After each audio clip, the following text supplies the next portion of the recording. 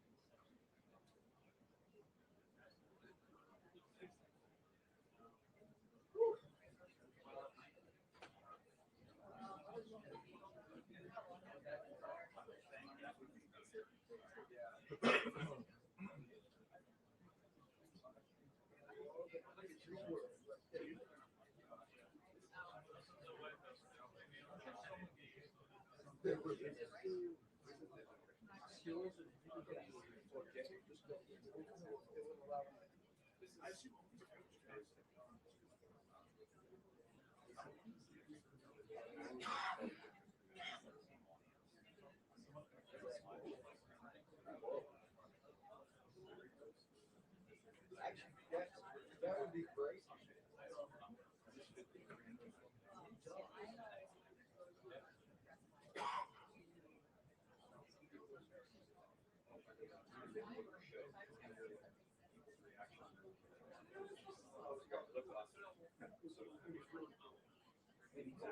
Don't let me know when it's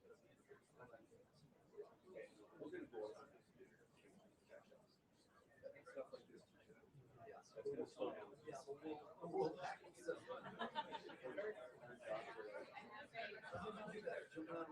No, for 5 months I've had just like your hair. The body is sold. My body is sold.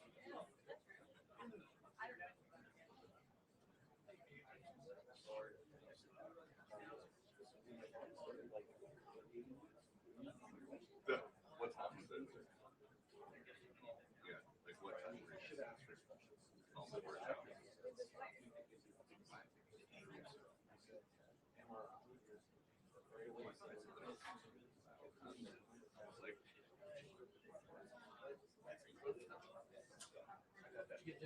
Anyway, 5 more weeks. No, what? Quiet. Right now, this is the quietest month of the year. So I got a few things, but mostly I can say I have funny. I've been there already a couple times. I'm reporting on this town. People are listening to me like Denmark, but the U.S. is a base.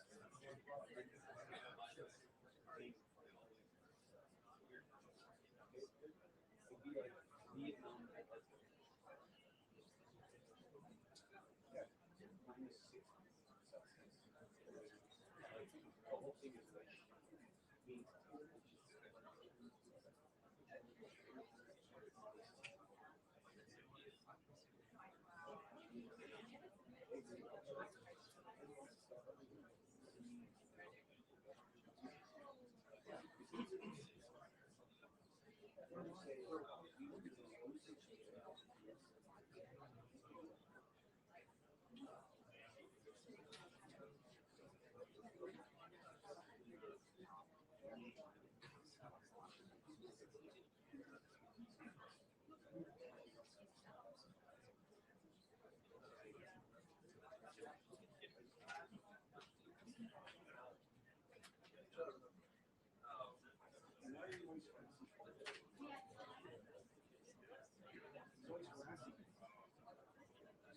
No, he's always harassing me. Always. I mean, where's the most?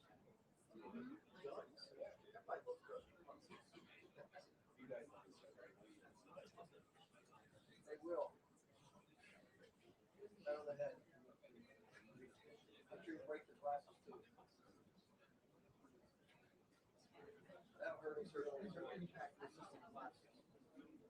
We'll see. We'll see. Test that theory.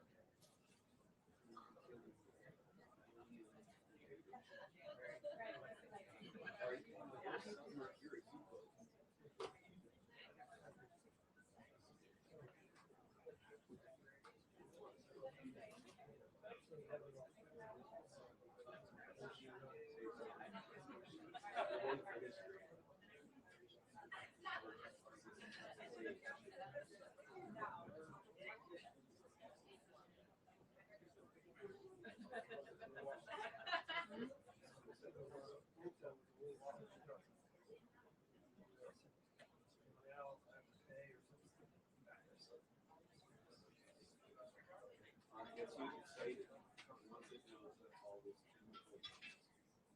minutes until the briefing. 2 minutes until the briefing.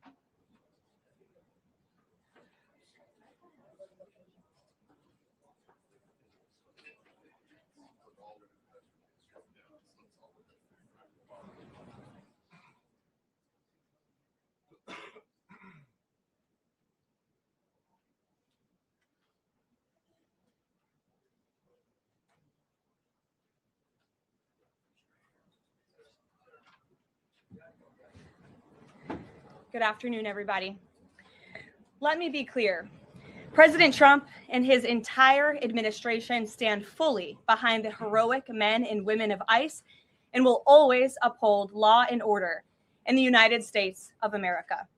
The deadly incident that took place in Minnesota yesterday occurred as a result of a larger, sinister, left-wing movement that has spread across our country, where our brave men and women of federal law enforcement are under organized attack.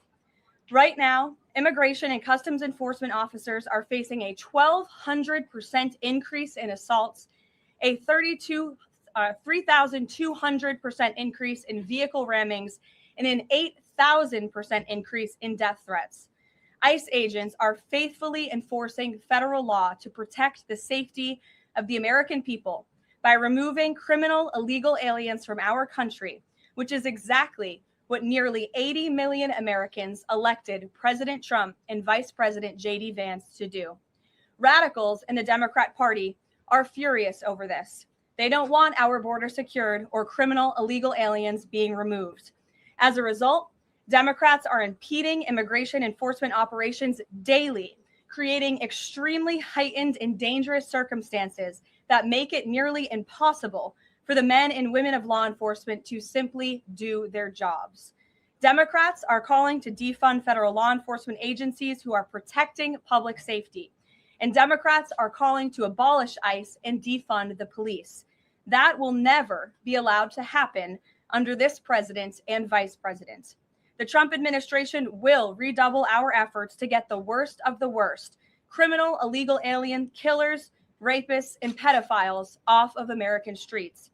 The Department of Homeland Security will continue to operate on the ground in Minnesota, not only to remove criminal illegal aliens, but also to continue conducting door-to-door investigations of the rampant fraud that has taken place in the state under the failed and corrupt leadership of Democrat Governor Tim Walz. Taxpayers have been ripped off to the tune of billions of dollars in this one state alone, and that is going to end, and people are going to be held accountable. The Trump administration has activated thousands of federal agents, doubled the number of U.S. attorneys in the DOJ office in Minneapolis, and surged resources to hold fraudsters accountable and demand justice for law-abiding American taxpayers and citizens across our country. And that's what brings the vice president out here with me today to discuss all the Trump administration is doing and to make an additional important announcement on this front. So please, Mr. Vice President, will be joining us now. Thank you. Great. Well, good afternoon, everybody. And I want to echo some of what Karoline said about what we're doing to combat the rampant fraud that exists in our immigration system, thanks to failed politicians and thanks to people who allowed the American taxpayer to be taken advantage of for far too long. I think it's important to understand why this matters to the American people. I am a father of 3 young kids, a lot of kids, a lot of people in my generation. What is that going on there? Is that normal? Okay. CNN installed this broken camera just to throw me off my game, but it's not going to work. So here's the simple fact here. If you're a young parent struggling to afford childcare in the United States of America, there are programs that we have to make it easier for your kids to get in daycare, for your kids to get in preschool. Those programs should go to American citizens, not be defrauded by Somali immigrants and others. Make it hard for you to get the access to the resources you need. But number two, making it easier for people who shouldn't even be in this country to fleece the United States and our taxpayers to begin with. We have actually activated a major interagency task force to make it possible to get to the heart of this fraud. We have Department of Agriculture resources that are focused on SNAP fraud so that people who need food benefits can get them, but illegal aliens and other fraudsters don't. We have over 1,500 subpoenas that the Department of Justice has issued to get to the heart of the fraud ring. We've done almost 100 indictments, mostly Somali immigrants, but also a few others. And of course, we're looking in with broad investigatory authority to a number of the instances of wrongdoing that we've seen in Minneapolis. But we also want to expand this. We know that the fraud isn't just happening in Minneapolis. It's also happening in states like Ohio. It's happening in states like California. And so what we're doing in order to help coordinate this remarkable interagency effort from the Trump administration, but also to make sure that we prosecute the bad guys and do it as swiftly and efficiently as possible, is we are creating a new assistant attorney general position who will have nationwide jurisdiction over the issue of fraud. Now, of course, that person's efforts will start and focus primarily in Minnesota, but it is going to be a nationwide effort because, unfortunately, the American people have been defrauded in a very nationwide way. I want to thank a couple of people for their cooperation, in particular Pam Bondi, our Attorney General, first of all, for getting a lot of resources to Minneapolis to start to investigate and prosecute this fraud, really at an industrial scale. We've never seen fraud like this in the history of our country. Pam has been doing a great job to get the resources there to uncover it. But importantly, creating a job like this often takes months, sometimes even longer. When we realized that we needed this Associate Attorney General position, Pam got this person up and running in about a week. We're going to make the nomination hopefully in the next few days. We'll obviously let you guys know who that is when we do it. I've talked to Senate Majority Leader John Thune, who has promised me swift confirmation for this official. But this is the person who is going to make sure that we stop defrauding the American people. Here's one final thing I'll say about this. I've heard a lot of people say that we need a special counsel to investigate fraud in the United States of America. I actually agree, and that's what this position does. It has all the benefits, all the resources, all the authority of a special counsel, but with two crucial differences. Number one, it will be run out of the White House under the supervision of me and the President of the United States. And number two, it's actually constitutionally legitimate. As you guys may know, the special counsel statute has some major constitutional questions. When we get the bad guys, we want to make sure we get them permanently and they don't have some legal technicality they can get out of, which is why we set it up as an Associate Attorney General. I'll take some questions, but I want to make just one final observation here. When I was actually walking out here, somebody sent me a photo of a CNN headline about what happened in Minneapolis. And this is the headline. I'm just going to read it.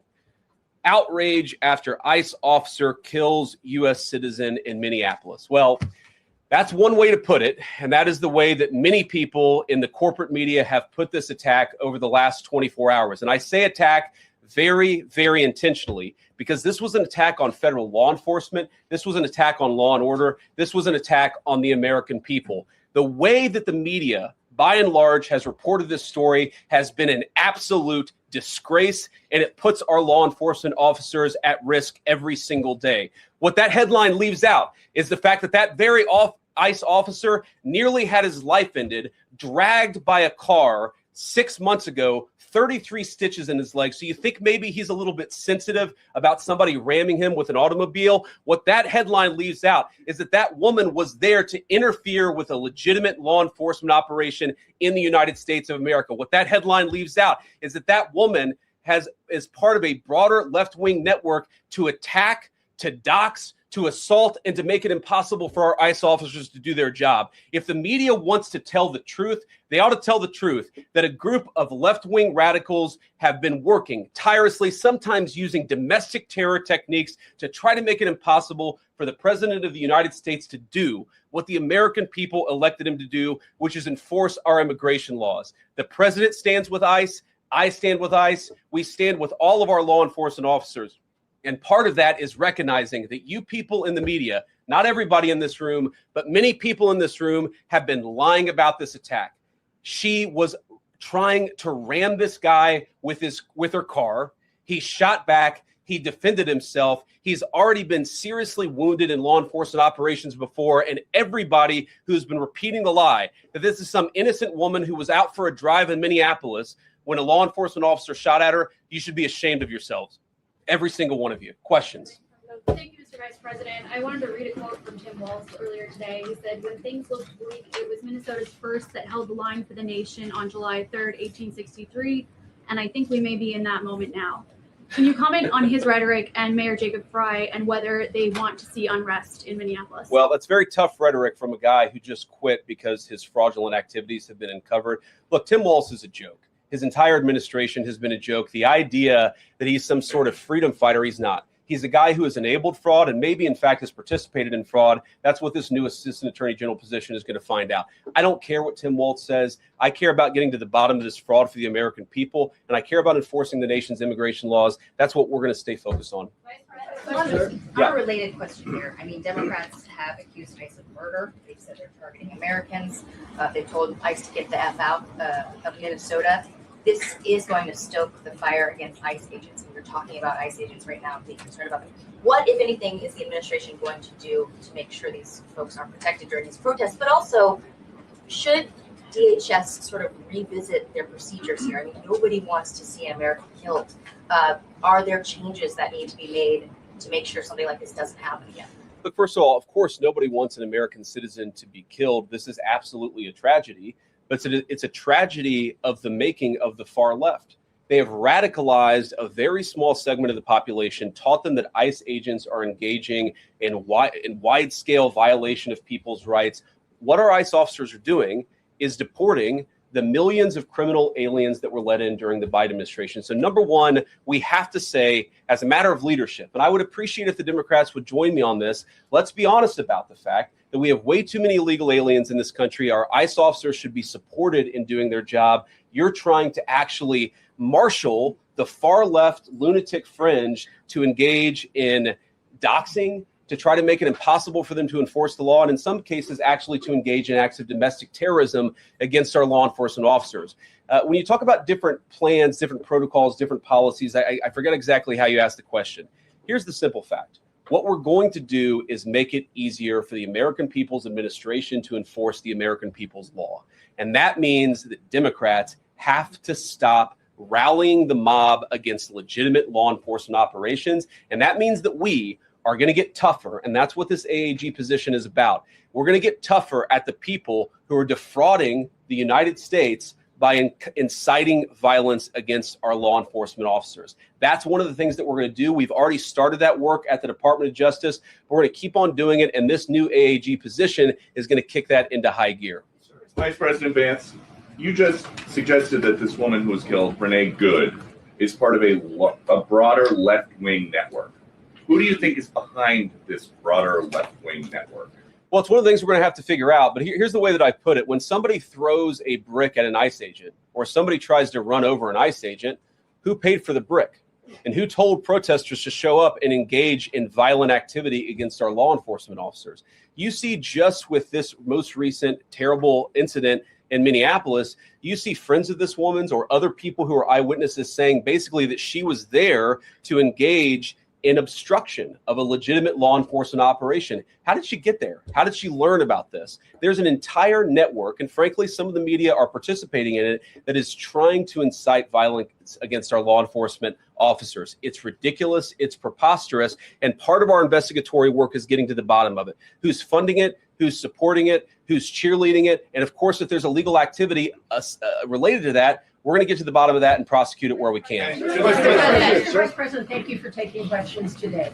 Is there a risk with you describing her as a deranged leftist, talking about very specific facts of these events, when an investigation is just beginning? Are you preempting a thorough investigation by drawing such conclusions? And have you received any information beyond the videos we've seen publicly about this individual, her specific acts, that has informed your point of view? Well, first of all, the Department of Justice is going to investigate this. The Department of Homeland Security is already investigating this. But the simple fact is, what you see is what you get in this case. You have a woman who is trying to obstruct a legitimate law enforcement operation. Nobody debates that. You have a woman who aimed her car at a law enforcement officer and pressed on the accelerator. Nobody debates that. I can believe that her death is a tragedy while also recognizing that it's a tragedy of her own making and a tragedy of the far left who has marshaled an entire movement, a lunatic fringe against our law enforcement officers. I think what is clearly happening here, and it's going to keep on happening unless the Democrats wake up and say, you know what, you don't have to agree with our immigration policies. You don't have to agree with what the president or the vice president believe about immigration enforcement. But why don't you take this to the ballot box? Why don't you vote? Why don't you organize? Instead, what some of them are doing is encouraging people to get violent with our law enforcement officials. It's disgraceful and it's got to stop. Just to follow up on that question, and again, thank you for taking questions, Mr. Vice President. There's clearly a lot of emotion in Minnesota, across the country over this incident. You're calling Renee Good a deranged leftist. There's been heated rhetoric that we've also heard from officials. What responsibility do you and the president have to diffuse some of the tension that we are seeing play out in Minnesota, bring down the temperature as this investigation is unfolding? What we have a responsibility to do is to protect the people who are enforcing the law and protect the country writ large. Whether you're Democrat or Republican, you deserve to have the people's laws enforced in the United States of America. Now, again, I'm not happy that this woman lost her life. I'm not happy that this woman was there at a protest violating the law by interfering with a law enforcement action.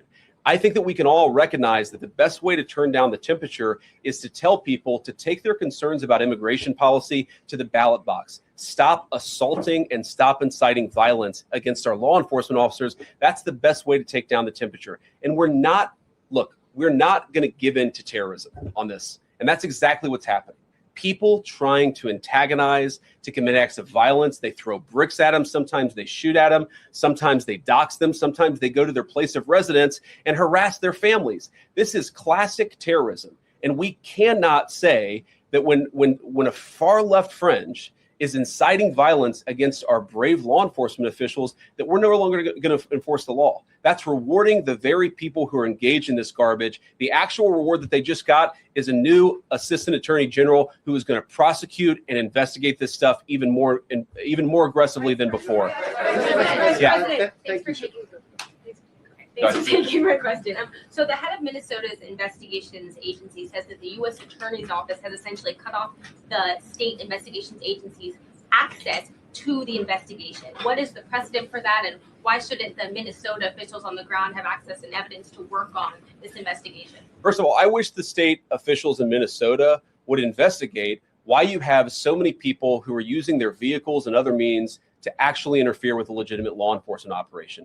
The precedent here is very simple. You have a federal law enforcement official engaging in federal law enforcement action. That's a federal issue. That guy is protected by absolute immunity. He was doing his job. The idea that Tim Walz and a bunch of radicals in Minneapolis are going to go after and make this guy's life miserable because he was doing the job that he was asked to do is preposterous. The unprecedented thing is the idea that a local official can actually prosecute a federal official with absolute immunity. I've never seen anything like that. It would get tossed out by a judge. So what I'd like Minnesota to focus on is the real issue that they're encouraging people. Minneapolis officials are encouraging people to commit violence against ICE officials. It's ridiculous. It's got to stop. Go ahead. Mr. President, thank you. You said earlier that there's a left-wing network to attack, to dox, to assault, and make it impossible for ICE officers to do their job.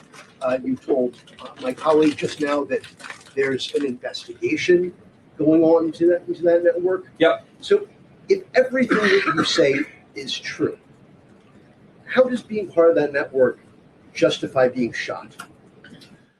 Well, being part of the network doesn't justify being shot, but ramming an ICE officer with your car, that's what justifies being shot. It's not a good thing, by the way, but when you force somebody to engage in self-defense, it's almost a preposterous question. I'm not saying that funding some of this stuff justifies capital punishment. Nobody would suggest that.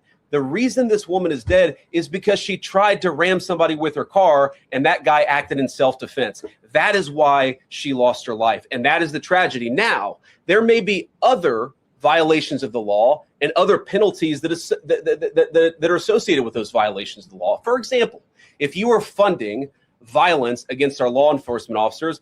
I'm not a prosecutor. My guess is that's not the sort of thing that earns capital punishment, but it should sure as hell earn you a few years in prison if you're funding the effort to try to assault our law enforcement officers. What is, I'm sorry, guys, what's going on here? You guys are meant to report the truth. How have you let yourself become agents of propaganda of a radical fringe that's making it harder for us to enforce our laws? You just asked me a question that presumed that the reason why this woman died is because she was engaged in legitimate protest. She tried to run somebody over with her car, and the guy defended himself when that happened. Next question. The investigation is still ongoing. I said next question. Mr. Vice President, I mean, you presumably watched the video yourself. There's not the slightest doubt in your mind, having viewed it, that the victim, you still believe that she deliberately tried to ram him despite seeing this video. Look, I don't know what is in a person's heart or in a person's head, and obviously we're not going to get the chance to ask this woman what was going on. What I am certain of is that she violated the law. What I'm certain of is that that officer had every reason to think that he was under very serious threat for injury or in fact, his life. What I'm certain of is that she accelerated in a way where she ran into the guy.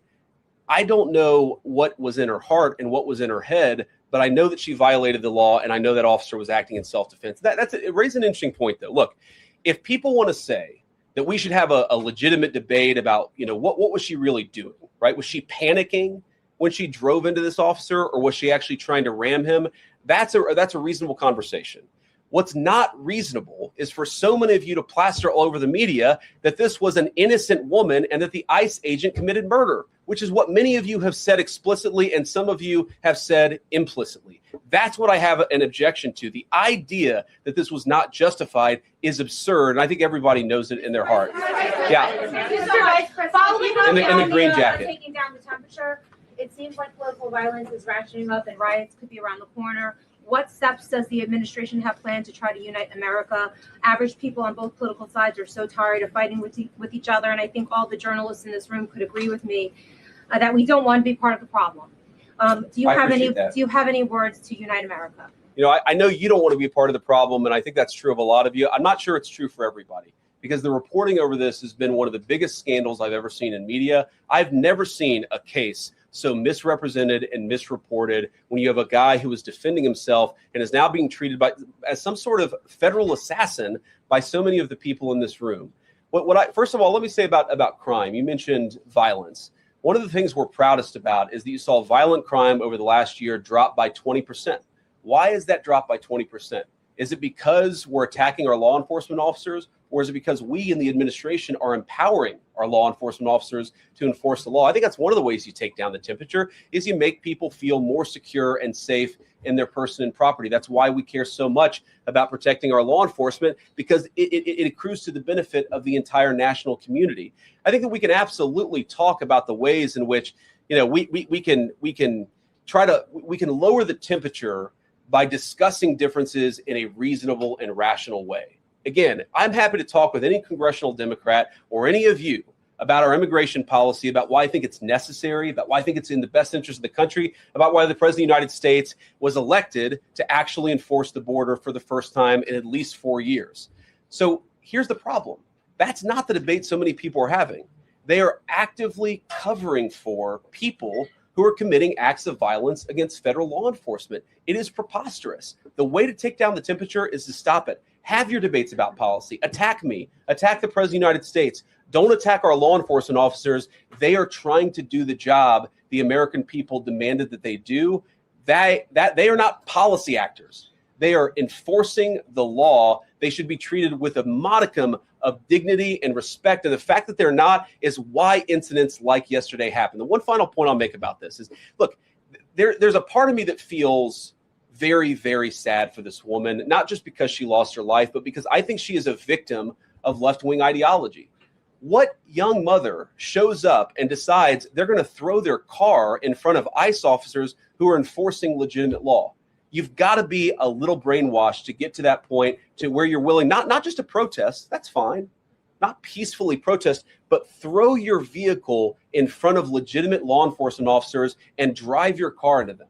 To get to that point, you have to be, I think, radicalized in a very, very sad way. I certainly wish that she hadn't got there. I know there's an ICE officer right now who very much wishes he was not put in the position where he had to fire a gun to defend his own life. Yeah. Thank you, Mr. Vice President. What's your message, following up on that, what's your message to the leaders in Minnesota, the governor of Minnesota, the mayor of Minneapolis, to calm down the situation on the ground, on the streets? What's your message also to those protesters who saw that video in a completely different way than you saw that video? Well, first of all, I think if you watch every angle of that video, there is one angle where if you squint, you can maybe tell yourself that it's not clear what happened. But when you look at all angles of that video, it is very clear that her vehicle went right for the guy. She actually collided with him. And then that's, of course, when he fired his shots. That's obvious, okay? So what I'd say to the protesters is, by all means, protest peacefully, but make this about ideas. Make this about disagreement with our policy. Don't use your protest as a justification or an encouragement for people to go and incite violence and participate in violence against our law enforcement officials. To the people on the ground in Minneapolis, meaning the local officials in Minneapolis from Tim Walz on down, I'd say, look, why can't you just disagree with a given piece of immigration policy without turning law enforcement into the enemy? And think about, for example, a criminal law where a police officer goes and arrests somebody because they violated a criminal law. If you're mad about that, go and protest the politician who passed that law. Don't attack the police officer who's just doing their job. We had a wide open border under Joe Biden. I happen to think it's a good thing the President of the United States has closed it down. If you think that's a bad idea, criticize this administration for a policy decision. Don't attack our people for enforcing the law, because I guarantee you go to ICE, there are black people and white people. There are Democrats and Republicans. They are patriotic Americans who are trying to enforce the law. Attack me, lay off of our ICE agents. Yeah, in the blue, all the way, yeah. Yeah, thank you, Mr. Vice President. You called on Tim Walz to resign. Can you lay out the case as to why he should step down? Well, look, I think Tim Walz should resign because it's very clear either that he knew about the fraud in Minneapolis, he knew about the welfare fraud, or at the very least, he looked the other way. I mean, this is not like Lex Luthor, right? This is not movie villain fraud. This is the lowest IQ possible fraud. This is, we're going to take the absence of kids and set up a daycare center where there are no children, and we're going to call our early childhood education center the Quality Learing Center. By the way, if you can't spell learning, maybe you shouldn't be in early childhood education. But people got rich off of this. We know that there were schools who either had no enrollment or at least they overstated their enrollment. Tim Walz, either it was unbelievable incompetence or he was in on the fraud. That's one of the things we're going to get to the bottom of. Sir. Thank you, Mr. Vice President. Can you explain the difference between this Associate Attorney General and a special counsel? And do you envision this being a permanent position or having more of a limited scope?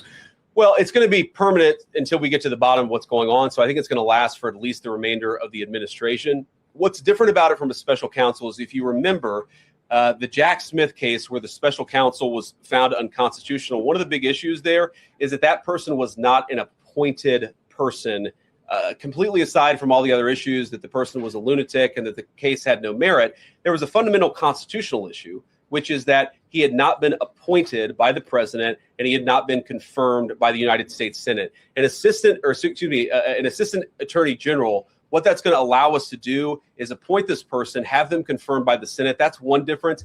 The more substantive difference is that this person is going to be part of a very broad interagency White House that's being led from the President of the United States on down. And that's going to give them the resources, the access to material and information to make this person more effective. I think a lot of people have asked, how are you really going to get to the heart of the fraud? We've been asking ourselves that question for the past couple of months, and we think this is the critical piece at the Department of Justice to really ramp this fraud investigation into high gear. In the red tie, yeah. Vice President Vance, I wanted to ask, what's your message to far leftist agitators who feel emboldened to obstruct ICE activity in Minnesota and around the country? Well, I think they shouldn't feel emboldened because now they have an assistant attorney general who is going to prosecute and investigate their fraud and their violence more aggressively than it has ever been investigated in the United States of America. We are doing so much to try to find the financing networks and the domestic terrorism networks that legitimate this violence, that fund this violence, and that, of course, engage in the violence. These people should not feel emboldened because they have, for the first time, maybe in American history, an administration that is not going to tolerate political violence of any kind from anywhere. Yeah. We made clear today that the entire weight of the federal government is behind these ICE agents and this ICE agent in particular.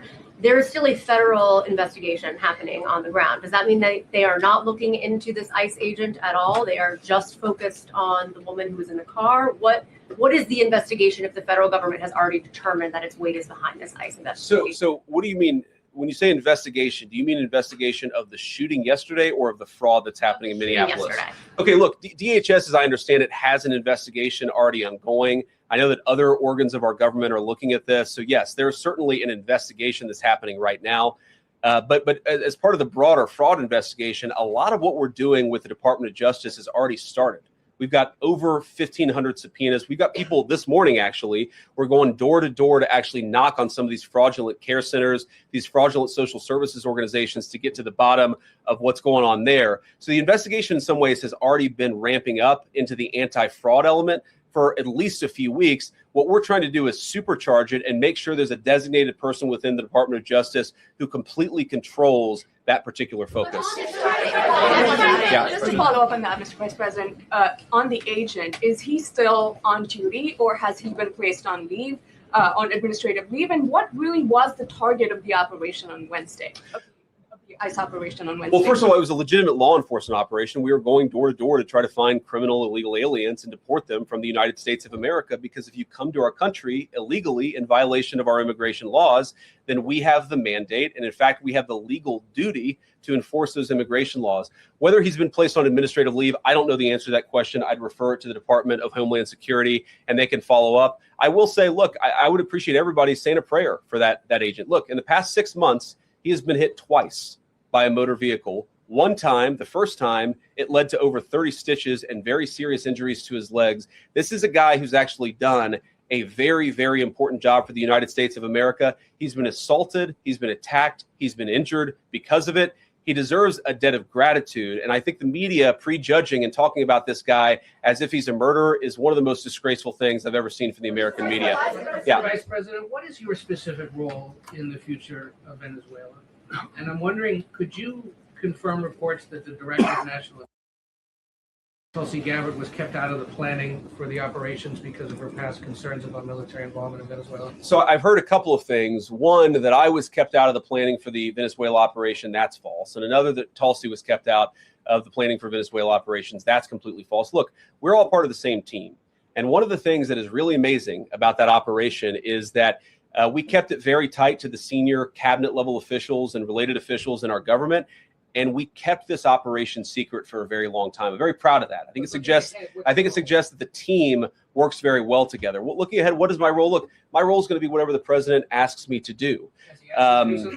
Well, every other day, I'm chairing the meeting that we do on this among White House principals to talk about next steps to try to ensure that Venezuela is stable. And as the president has directed us to do, to ensure that the new Venezuelan government actually listens to the United States and does what the United States needs it to do under our country's best interest. So I'm going to be as involved as the president wants me to be. So far, that's been very involved. And I'll keep on doing that so long as the president asks me to do it. In the purple.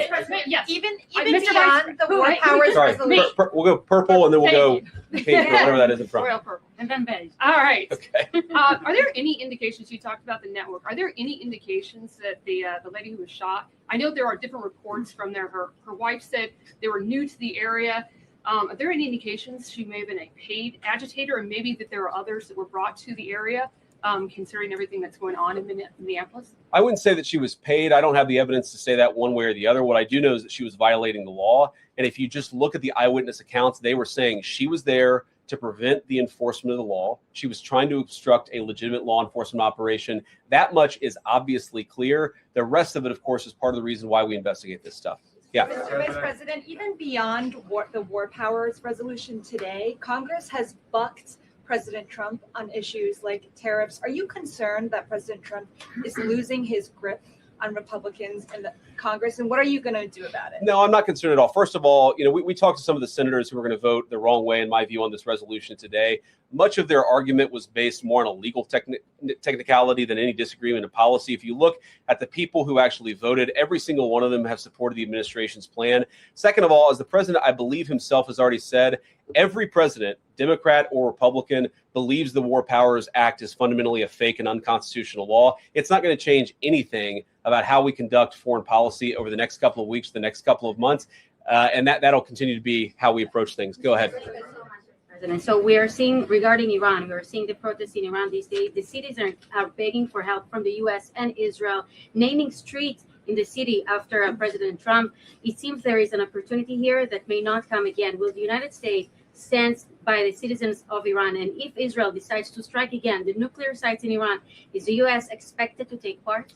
Well, look, we certainly stand by anybody who's engaged in peaceful protests, anybody who's trying to exert their rights for free association and to have their voices heard. Obviously, the Iranian regime has a lot of problems. And as the President of the United States has said, the smartest thing for them to have done, it was true 2 months ago, it's true today, is for them to actually have a real negotiation with the United States about what we need to see when it comes to their nuclear program. I'll let the president speak to what we're going to do in the future, but we certainly stand with anybody across the world, including the Iranian people who are advocating for their rights. I'll take just a couple more questions. Yeah, go ahead. Thank you very much, Mr. Vice President. Concerning Venezuela, how would you assure the Caribbean region that they will remain a zone of peace? Because some member states in the region are concerned. Well, look, the president had a very productive phone call with the president of Colombia yesterday, and we continue to talk at all levels of government with a number of our friends in the Caribbean region. I actually think this is really good for peace in the Caribbean, because when you take away a major source of illegal cartel revenue, which is the cocaine trade, the fentanyl trade, other sources of illicit revenue, you actually remove the power of one of the main destabilizing forces in Latin America and in the Caribbean. I really do think, look, we say it all the time, this is the president of peace. One of the ways that you establish peace in your own hemisphere is to make it clear that the United States is going to be respected, that the United States is willing to take power away from criminal cartel organizations and give it to legitimate governments. That's how we see the future of the Western Hemisphere, and we think it's going to be much more peaceful than it was certainly under Joe Biden. I'll take one more question. Go ahead. Mr. Vice President, thank you. On Greenland, do you have a message for European leaders? Many in Europe reject the idea that the island could be for sale. Well, first of all, Secretary Rubio, I believe, is meeting with the leaders of Denmark and Greenland next week. I want to say it is, but maybe it's the week after that. We'll continue to deliver some of these messages in private, some of them in public. But I guess my advice to European leaders and anybody else would be to take the president of the United States seriously. What has he said about Greenland? Set to the side the crazy overreactions that I've seen from the press and from certain people in Europe. What has the president said? Number one, Greenland is really important, not just to America's missile defense, but to the world's missile defense. Number two, we know that there are hostile adversaries that have shown a lot of interest in that particular territory, that particular slice of the world. So what we're asking our European friends to do is to take the security of that landmass more seriously, because if they're not, the United States is going to have to do something about it. What that is, I'll leave that to the president as we continue to engage in diplomacy with our European friends and everybody on this particular topic. And again, thank you all for listening. Thanks for taking questions. And I just ask you, look, this is politics, and often Republicans and get in arguments with the press about things. And I understand that. I think it's really irresponsible for you guys to go out there and imply or tell the American people that a guy who defended himself from being rammed by an automobile is guilty of murder. Be a little bit more careful. We're going to talk about toning down the temperature, which I know the president wants to do, and I certainly want to do. One of the ways we tone down the temperature is to have a media that tells the truth. I encourage you all to do that. God bless you. Happy New Year, guys.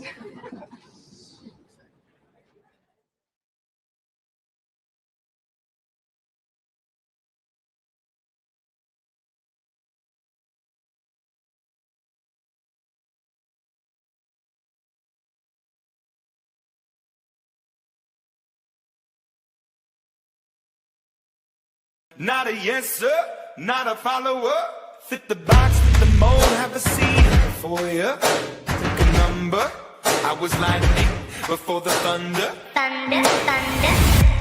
lightning and the thunder, thunder, feel the thunder. Who do you think you are? Dreaming about being a big star. This is the Benny Show, where the truth gon' be. Faith and freedom on your TV screen. Stand up strong, battle through the night. The Benny Show's here, bringing liberty to life. From the speeches to debates, Benny sharp like a blade. Cutting through the lies, watch the truth cascade. With the warrior's heart, this man never fades. You know it's prime time when Benny invades. From saving the nation to stories untold, the Benny Show's a storm, see the truth unfold. Stay in the loop, let freedom take hold. Salting all the libs, soul never sold. It's the Benny Show, where the truth gon' be. Faith and freedom on your TV screen. Stand up strong, battle through the night. The Benny Show's here, bringing liberty to light. Liberty to light. Bringing liberty to light. Liberty to light. Bringing liberty to life. From the speeches to debates, Benny sharp like a blade. Cutting through the lies, watch the truth cascade. With the warrior's heart, this man never fades. You know it's prime time when Benny invades. From saving the nation to stories untold, the Benny Show's a storm, see the truth unfold. Stay in the loop, let freedom take hold. Salting all the libs, soul never sold. It's the Benny Show, where the truth gon' be. Faith and freedom on your TV screen. Stand up strong, battle through the night. The Benny Show's here, bringing liberty to light. Bringing liberty to light. Bringing liberty to light. Bringing liberty to light. Bringing liberty to light.